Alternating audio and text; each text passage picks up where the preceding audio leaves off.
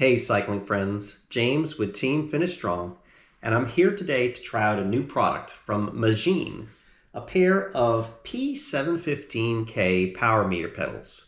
Now I have had Asioma Duos for the past 6 or 7 years, and I've had relatively good experience, although in the last 2 or 3 years or so I did have an issue with the battery life after a firmware update that has caused me to consider a wider range of options.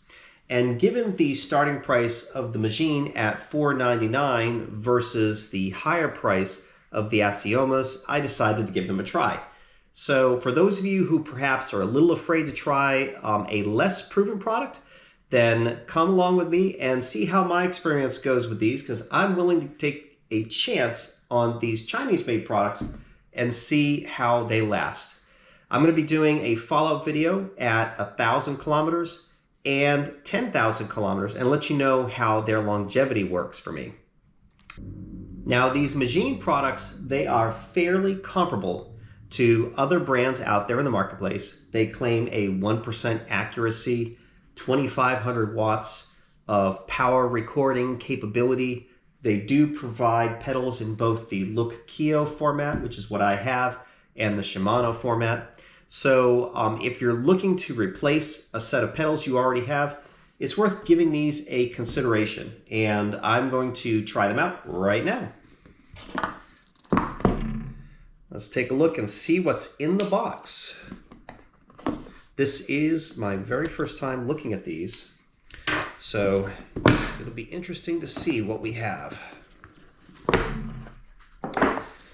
All right, well, I'm going to use these later to install the product, but for those of you who want to know what you have as far as contents is concerned, it looks like you're going to get a power cord, and this power cord is going to supply recharge for both of your pedals. It looks like they are magnetic in nature. Let's see if I'm correct. Yes, they are.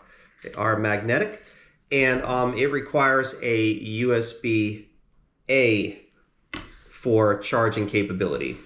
You have 2 pedals that comes in the box, and it looks like they are all pre-assembled and ready to go.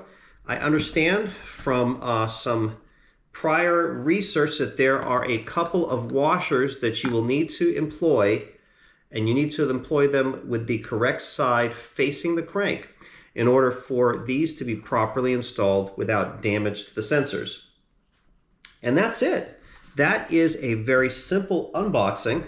There isn't much more to these, and there isn't much more to the installation either. It's going to be just as simple as installing a regular pair of pedals. You will have to probably charge these for the first time before you go out, so don't try to go out on a century ride without charging these first.